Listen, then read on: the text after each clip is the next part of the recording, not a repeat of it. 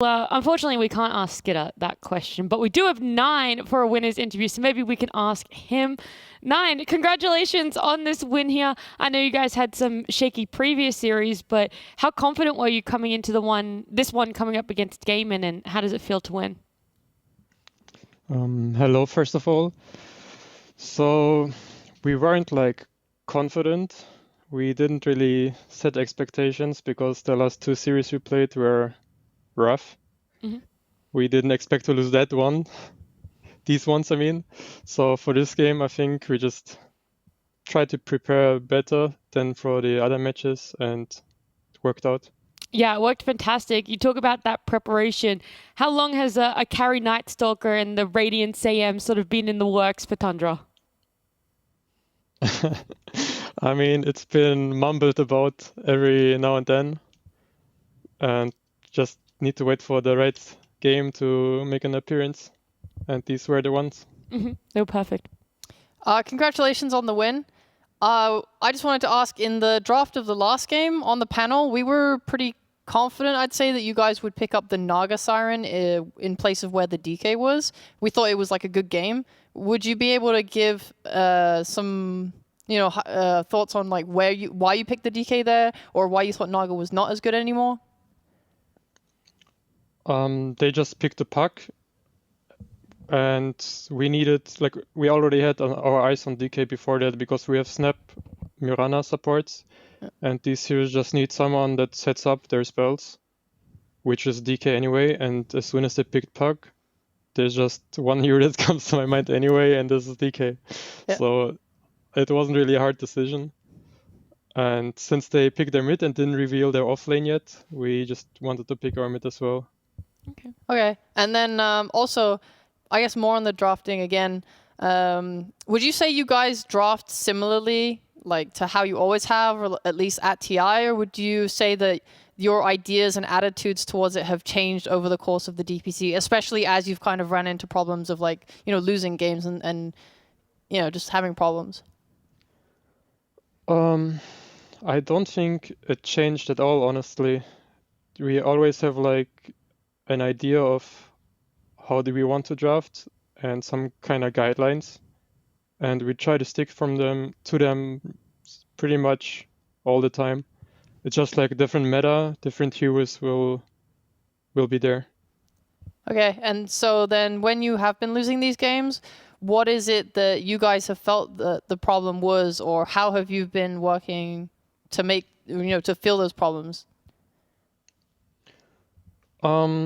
When you lose games, especially like we lost to Orudu Funders, and they're actually like quite a good team, but we lost and we felt like, why did we lose? And then suddenly you start overthinking a lot of things, because DOTA is such a game that you can't really know exactly why you lost. There might be one simple reason, but it's not clear to see.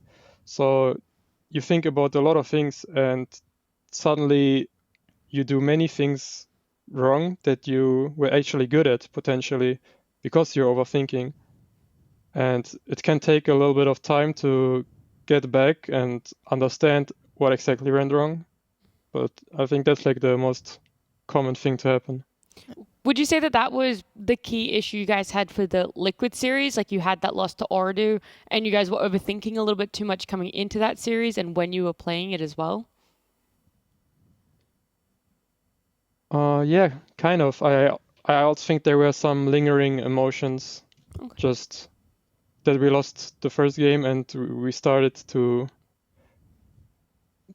kind of get a little frustrated. But that's just how it is sometimes. Of course. Okay. Okay. Wait, can I have one more? Sure. One more question. I want to bring a little positive note, obviously, because I asked a few sad ones.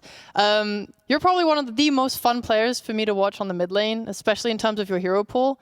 What is your approach when a new patch does come out? Obviously, something big is hopefully about to happen next month. Is that like really? Does that reignite your passion for the game a lot? Like how are you going to look at your mid pool on the new patch?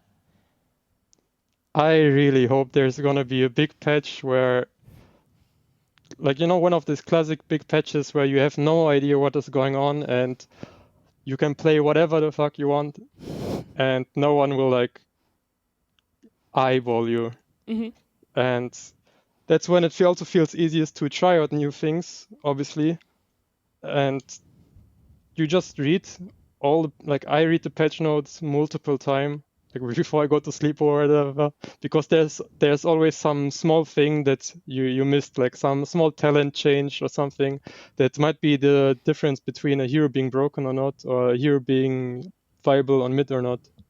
So it's easy to look over for if you just read the patch note one, because there's so much information you can't possibly like read all of it and understand it.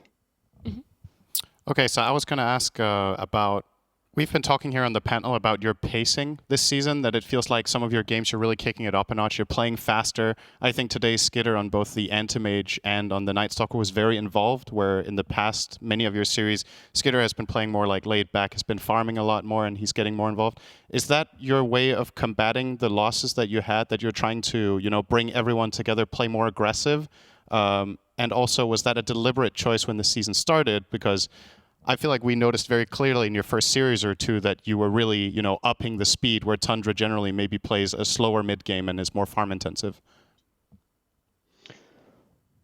Yeah, we've definitely changed our approach a little bit. Like, we wanna play for our pressure, and we wanna keep on pressuring when we have the possibilities. I mean, we have been kind of slow for a little bit, but I don't even, like, we didn't even try to be a slow team or something. It just, I don't know, that's just how we ended up playing. But now we are trying to just keep the pressure up and focus on making the enemy sweat. Well, That's the funnest way to play. it is. I just want to follow up for the question Sheep had before about like how you look at mid heroes and try and find something new and fun. Regardless of what patch we were on or what changes are to come, what hero would you love to play in mid lane? Like, if you had control over buffing a certain hero that you could play in mid, which hero would it be? I mean, I don't know if you expect some fun answer right now, but I miss my boy Void Spirit. I'm trying him every now and then, and the hero feels so bad right now, and I get a little sad. Wait, but Void Spirit... It's a fun hero. Okay, yeah, It is fun. No, it's fun. It's a cool hero. But it was like Chris Luck and stuff was playing it at the Major. Did you not think it looked good in those situations? Not really. It's Chris Luck, you know, he can make anything work. Yeah. He's like one of those players as well. All right, fair enough. All right, hopefully we can But have this. I feel like if Void Spirit works, there's probably like another hero that worked as well, or better. That makes sense. Yeah, that's a very good point you have there. But Nine, thank you so much for joining us. Thank you so much for the insight, and congratulations again. Thanks for having me. Goodbye. Bye. Thank you. I love it. I was kind of expecting a little bit of a wild answer. I thought he was going to say something like Ogre mid minus X. Whoa. bring back Morana mid again or something. But no, I like it. Void Spirit. There's a lot of mid laners out there actually that really like him and would like to see him circle back around and be a bit